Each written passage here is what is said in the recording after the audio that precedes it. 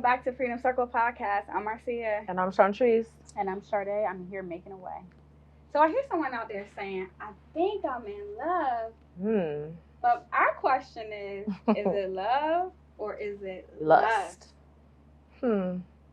It's a very, very good question. So we hope you guys enjoy your Valentine's Day. I know some of you all are still celebrating this weekend, but are you in love? Like, how do you know the difference between, like, what is the difference between love and lust? All right, so let's unpack this, right? So, because with love, I think of it as, it's a feeling, but it's a long-term thing, right? You're being aware of the other person's feelings, their needs, their wants, those type of things. It's something that's long-term, like there's longevity in it. It's not just a temporary thing. But when you think about lust, it's just about that short-term gratification, what they can get in that moment. It's based off people's appearance, that physical intimacy that they're looking for, versus love. You're building that. It's all types of intimacy, like that connection that you're building with that person, whether it be emotional, you know what I mean? That type of stuff is building with that. But lust is just what they can get in the moment, or what you're looking for in that moment. There is no connection that they're building with someone else. They don't care about people's wants and needs. They just want to fulfill their own want and need in that moment, and it's mainly physical. Y'all know what I'm saying, okay? Physical. I agree. Love to me is a commitment. It's as we say, you can't count, you can't count the love. There's no. What I'm trying to say is, whether you do wrong or right, there's no judgment, there's no condemnation, there's no conviction. When you love someone, you love someone. Yeah, you're not keeping record. You're you're loving them through and through and through and through ups and downs. It's like you're taking a vow with them. So when you're in love with someone, hopefully you're loving them to marry them. It's like when you love your children, you love them unconditionally. Like when love God, how God loves us. And then lust for me is, like you said, it's the gratification. It's appearance, or it's the tangible things you can get out of that person. And then when it's gone, it's gone. Right. And it's almost like you only feel that love, like you said, when they do something for you. And my question would be, because I'm going to be real, they can sugarcoat whatever they want to sugarcoat. But my question is, if you had sex with the person and then, you didn't feel any way about the person, but then you had sex with the person, it's just like, oh my God, I'm so in love. You're not, though. You're lust. not. You're not. It's still lust. That is lust. If the only time you love this person is when you had sex with them, that is not love. Or when they've given you something. Right. It's that temporary thing. It's not a commitment. It's temporary. You know what I mean? And I feel like that's the problem with this society. Sorry, y'all, but everybody wants things right now. They want, oh, give me this, or what can you do for me? Not what they can bring to somebody else's life, or how they're going to make someone else's life better. They're being selfless, right? But they just want to be selfish. Why? You know what I mean? We're here to be servants of people, and not serve it in a way like, oh, I'm just supposed to bow down to you, but because you want to do those things for other people, because you want to see them happy. You're genuinely want them to be happy. You want the best for them in all circumstances. That's what love is to me. You're doing those acts of service, whether, oh, you know what, let me get you flowers today, just because I wanted to. There's no reason why I had to get you flowers, just because I wanted to. No one told me to do it. I wanted to do that because I love you. So it's doing things like that, just those small things. It's because you love that person. You're not lusting. Lusting, they don't care. They're not caring about what you want, what you ate, nothing. They just look, what time we about to go to the place there? That's what they're caring about. They're always asking. They're always taking, but not giving. Absolutely. Right? Absolutely. You're the one that's always calling. They're not calling you. Yeah. Right? And like you said, it's like, you're not, when you're lusting after, or someone's, because it can work both ways. We want you to be aware of when it's lust for you, but when someone is basically treating you like you don't need to be treated. But you also got to ask yourself, if you haven't watched the last episode, please go back and watch the last episode. Because in order for to tell if it's love or if it's real, if it's fake, it's do you love yourself first? It's key to love yourself first and not get caught up in the hype. So if this person don't do anything for me, right? They don't give me flowers. They don't take me to Ruth Chris or trying to think of some other expensive restaurants, whatever. Like, if you okay, if they just taking you to Cheesecake Factory. Listen, don't be mistaken. I go to Cheesecake Factory. I do too. I yes. like to eat. Like, take me to eat. I love Cheesecake Factory. You know, there are some places and I'm like, don't go. Don't take me there. Right? Yeah. But still, it's like, you are loving them regardless of, like, you're thinking about how did they day go. Like, if you make them upset, like, it bothers you know, you're asking them for forgiveness, you're trying to make things right, but when it's lust, you can't really care two flips about the person. Right, because in love, like, right, you're that forethought, you're in the front of their brain, you're constantly thinking about them, whether you, but that could be lust. It could be, but it's different. It's not like you're constantly like, oh my gosh, what are they doing? Or, oh my God, he didn't call me today. Or, oh, he didn't text me. It's not that. It's just like, oh, you know, like, oh, hopefully their day is going good. Or you send them a quick text like, oh, hope your day is going good. About you. That's it. It's those little things. Less, they're not calling you. They're hitting you up at 12 o'clock at night, at midnight, talking about what you doing. Stop. And you remember certain things about the person. Like, you, like, have a conversation. Yeah. And they're like, oh, I have this big meeting tomorrow at this time. And you're like, oh, let me send a text. Like, help your meeting go well. Or after the meeting, like, correct. How did your meeting go? Like, you genuinely yes. care about, you know, the person. Yes. The person that's lusting after you, they're not thinking about none of that stuff. You'll be talking, they be probably cutting you off and talking about themselves, how their day went, but they're not really checking in with you to see how your day was. They're not doing any of that. I think lusting is draining. It's draining. You know, when you are loving someone and you're loving someone well and you're receiving that love back where it's reciprocated, it's not draining. It's not. You know, you feel good. Like, you know, love, yes, it goes through ups and downs, but you're still loving. Like, I don't have to worry about, like, oh, that person don't love me no more. No, I know that person's still going to love me. Right. When it's lust, you can do one little thing to turn them off and they're done. That's draining because it's just like, all right, I'm done. That person's done with me. Now you got to deal with the aftermath of that high that you had. Exactly. Like, you know, he was just high in love, high in lust, you know, and now it's gone that fast. It's like a rush, like a adrenaline rush. Yeah, like adrenaline rush, and then it's gone. Yeah. And then you're chasing out the next high. Exactly. Like it's like addicting. And honestly, I feel bad for single people nowadays, just because just like the men and women, it's just both. It's just like the people, my friends that I have that are single, it seems like no one believes in love no more. Like, I feel like they're scared. Yeah. It's like, I really feel like they're scared, and I'm just so thankful that I got married, that God had my husband for me, because I really feel like, before I was single, I was a committed type of female. Like, you know, I wanted a relationship. I didn't want to just mess around. And when I did mess around, I messed around. But it was just like when I was hopeful for someone, it was like I really took it seriously. Like, there was no games to be played. So when I see my beautiful female friends that are hopelessly, you know, hoping for love still, and, like, you know, the single moms that are wanting their husbands and they're dating these guys, and then the guys play with them, or even vice versa, like the guys are being played with by the females because, you know, they can't trust people. I think it's very unfortunate. I think that is, like you said, like, you hate it for single people these days. I think it's because the world has changed. We have allowed the world to change what love is. Most definitely, I agree. Our perception, our understanding of love, because what the world pushes out as love is not correct. Like love. Correct. You know, so now everyone has these expectations of a wife or a husband based off of what they're seeing on social media, what they're seeing on, like, reality TV shows. True. And I think, like, with the question that we ask is, I mean, that the topic is, I think I'm in love.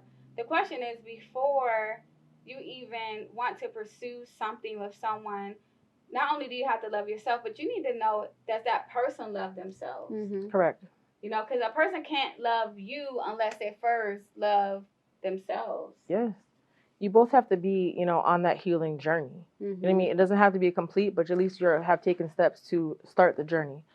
Taking account for the things that have hurt you so that you can heal from those things, right? We can't look to the other person to try to fulfill that void or anything like that. We can't, because they're not going to do that for you. They're not going to make it better. They're not going to be, you know what I mean? You have to have that for yourself. And I think that for those who are single, you just have to move in your own way. You know what I mean? Like, you have to love yourself and just be confident in that. Do the things that bring you joy. Do the things that fill your cup, because your person is coming. But I think that people get lost in like, oh, I just want my husband. I want to be a wife and things like that. But just stay in the moment. Be present and do the things that you're doing, because you will attract the right person for you.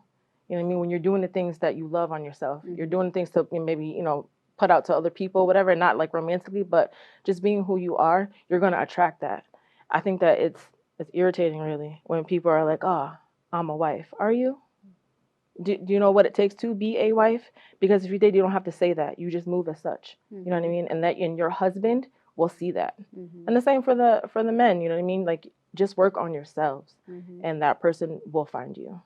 And I think it's also important that on the healing journey, that before you make any moves, that you do have to make sure that you're healed, because what happened is this person will come along and will fulfill a need that you have, right? And so you're thinking like, oh, it's love. No, it's not. It's codependency. It's a soul tie. A trauma bond. A trauma bond. That person is just basically fulfilling that need. Like, you feel lonely, so now, oh no, you don't feel lonely. Oh, you don't have peace. And now you feel that you have this false sensation of peace because you have that person, but that's not peace, because peace is what you have regardless of who's around, who's in your presence, right? And so it's just been very, our episode, mindful. No, it truly is. Yeah, it is about being mindful. Mindful, knowing your triggers, your healing, understanding your triggers. Yes, absolutely. That understanding, knowing, also just knowing red flags, like, stopping it abruptly and don't look over it, because when you're in lust, you tend to look over a lot of things. And continuing, right? But continuing to be who you are, right? Because when we look to other people, you get consumed with trying to make them happy or to please them and all of those things. And you look for that. So then when they don't, you're in a bad mood. Or you're crying, telling someone, do they love me? Do you love me? You didn't do this, and it's like, stop that, because then you lose yourself. You lose your own identity. You're not like the individual. So you can be married, you can be in a relationship, but still be your individual selves. You know what I mean? Like, you're still two people. It's two people in a relationship. So you don't have to be all of what they are. They can have their own likes and dislikes or whatever, and you have your own likes and dislikes, whatever, but there's still a common ground that you guys have, that you share together, the things that you like to do together, but you still have some space. And I think that's healthy to do so. Because when you're just looking to, your husbands or whatever for things, it's like, look, you're getting on my nerves, and I'm going to need you to go sit down because I'm about to do my own thing right now. You know what I mean? And love is building that trust and respect for that person. So even if they said, hey, you know what, I'm about to go chill with the boys for tonight. Okay, cool, great. I got the house to myself. I can watch Lifetime if I need to. But you're not calling them constantly like, oh, when are you coming home? What are you doing? What y'all talking about? It's none of that, because you have that trust and respect for them. But that's love, not lust. And also love is, especially when you're married, is seeing that person through God's eyes. Yes. Right? So regardless of how they're acting, whatever, like, you're seeing them through His eyes, right? And so you are loving them for how He created them and who He created them to be, not who you want them to be. Yeah. And also, like you said something, it's like, even if this goes back to our last episode, it's like, even if this person is not showing or telling me that he loves me, guess what? I'm still loved. Yes. Yes. And I think that's what a lot of us miss. Is just like, regardless of who I'm with, who's liking me, who's not liking me, who's by my side, who's not by my side, I'm still loved. Right. I still love myself, and none of us are perfect. You know what I mean? Like, your spouse, significant other, husband, whoever it may be, they're allowed to have a bad day. You know what I mean? It's not constantly always going to be like, hey, sometimes it's like, hey, I had a rough day. Allow them to just take that time and space for them. And that's still love. That's still love. It doesn't mean that they love you less. It doesn't mean that you don't mean the world to them. You know what I mean? Like, it doesn't mean any of that. They just need some space. Just some time to decompress. That's okay. That's healthy. If it's less, you might just get cut off after that bad day. Yeah, but they're not even checking for you. You know what I mean? Like they might check on you, like I said, at midnight, 2 in the morning. Talking about what you doing?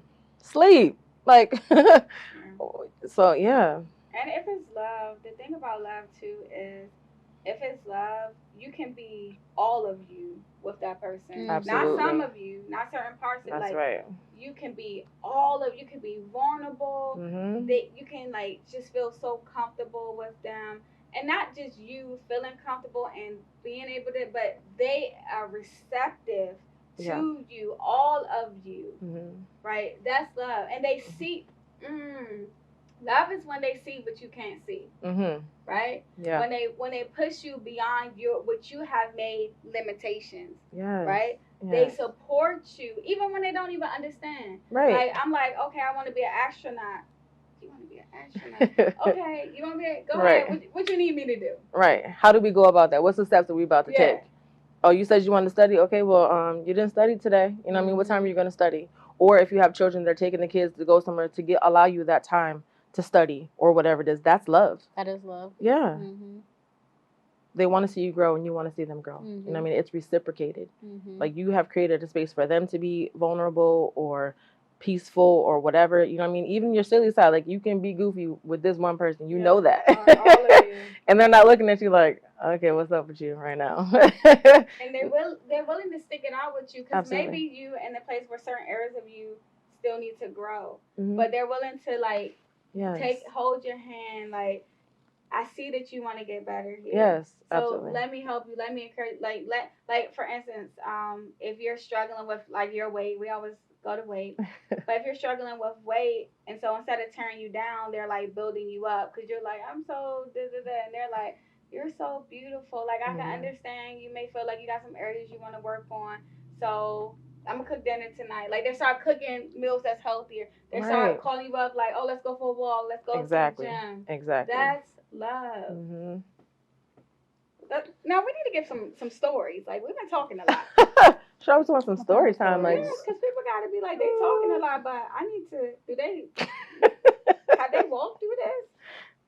Absolutely. Like again, we're not perfect. You know what I mean? Like we're human beings, and you know I'm mature. I'm in this new age bracket. You know what I mean? So I've been on this earth for 41 years. So I mean, there's nothing that we haven't really gone through. You know what I mean? I think that in general, just in dating. We don't want general. We want stories. I'm going to tell you, this is my story right here. It's going to be whatever it is that I like for it to be. We've had encounters with people where we feel like, oh my gosh, that's about to be my husband, about to take his name. No, it's not. No, it's not. You liked him, or I can say I liked him because he was tall. You know what I mean? He played basketball or whatever, but that was me being young, like not knowing really what I wanted, who I was in those moments. And I was really looking to like, oh, okay, well, maybe, you know, with him, yeah, people are really going to see me now. But that wasn't it. So I could say in dating, that is where the mistakes were. I thought it was love, but it wasn't at all. Well, I almost stumbled upon my husband. For real. I was happy that he came back around to me because this man has been around since 2006. And we didn't make it official till 2013. And that's with me, like, you know, him doing his own thing, me doing my own thing, like me doing my own thing, plus having kids. And when I finally came to a point in my life where I was just like, you know, God, what's going on? Like, you know, let me stop messing with these guys because that's not who I am, one, and also that's not knowing my worth. You know, why am I giving my body to these men and I'm not getting anything in return? You know, so just like, you know, I had to go back to God, like literally, and ask God, like, you know, so when Andrew did come back around, it's just like, God, if he is for me, show me a sign. And when I say show me a sign, like during this time, I was like probably going through the most vulnerable time of my life. I was 26 years old. I moved to my parents' house when I was 17. I went back to my parents' house at the age of 26. And then Andrew pops back up.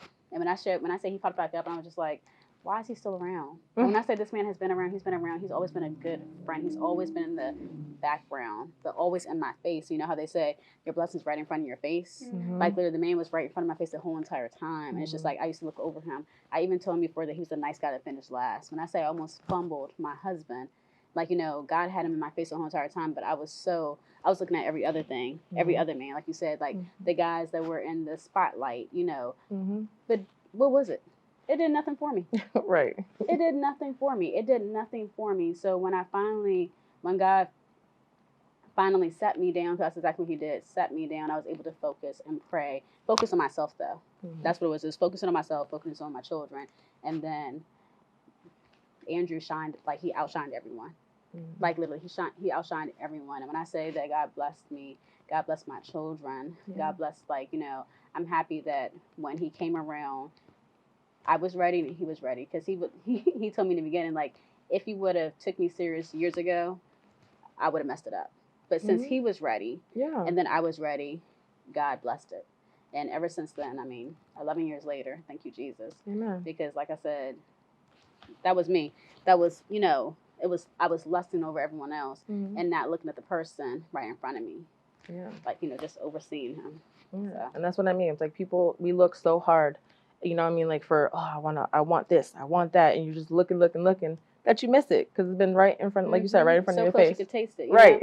Like literally. It's right there. It's like, where's my shoes? Like, where is it? And they're right there. But you missed it because you were looking so hard somewhere else that you missed it. And that's what we tell my friends. I'm like, he's probably right in front of your face the whole time. And I was just like, it's always the ones that, it's just like, it'd be so evident. It just be so crazy to me. And it's just like, I'm a living testimony of it. I'm just like, literally, this man has been around a lot of my life. And he saw me go through relationships. He saw me go through things like good, bad, ugly. And then when we got together, he saw me grow, you know, and he took me, and like I said, if I say, it was probably one of the ugliest years of my life.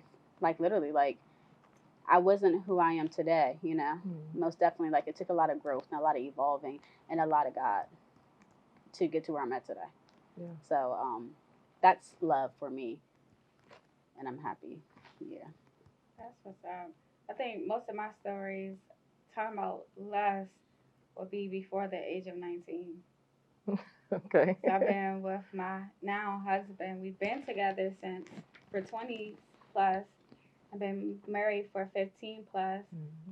And so like all of my lust stories are during the times where I didn't know my worth. You know, I thought I knew what love was because someone was giving me some attention or saying the right things. And you know, truth be told that you think you in love, but you also want to make sure that person is in love with you. Because we can be in love, but that person can be in lust, and then that's when we get hurt. When we move faster than the person is moving. Yeah. And so a lot of times, if you do feel that way, sometimes you just need to be still and be quiet. Yeah, use that discernment. And give it time. If everybody don't have, we know everybody don't have discernment. They don't. Everybody don't have discernment because they be ready to be like, oh my God, just give it some time. Let things play out and see how it goes. Look for the signs. We'll be talking next episode about how love is a action word. Yeah, love and beyond words. Love and beyond words. But I think, you know, for me with when I met my husband, it was just like with him, he made me laugh. Like literally, like I don't know, that's like so important for me. It's like someone that like makes you laugh, and I can be so vulnerable with him. Right. Like telling him stuff that I've never told anybody. Right. You know, and so we've been together for a long time. So it's like my story is a little bit different than a lot of people because we basically grew up together. Yeah.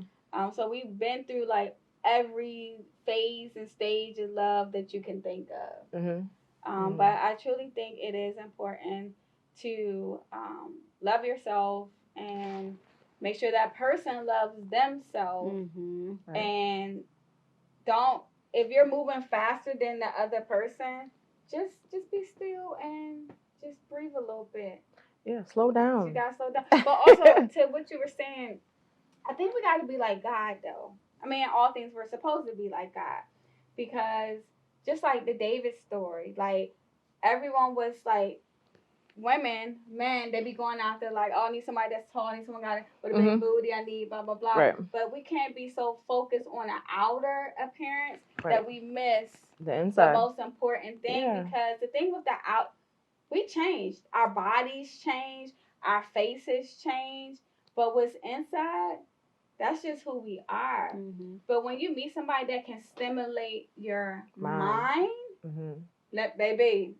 It's a whole different level. It's a whole different level. Like someone who truly understands you, someone who can speak to what you're not saying. Forget about what you're saying. Right, it's what's not said. Someone that can speak to what you're not saying. It's like, you knew that? Like, how did you, like, and someone who listens. Yeah. You know? Like, literally, like, listens to what, and can anticipate your needs.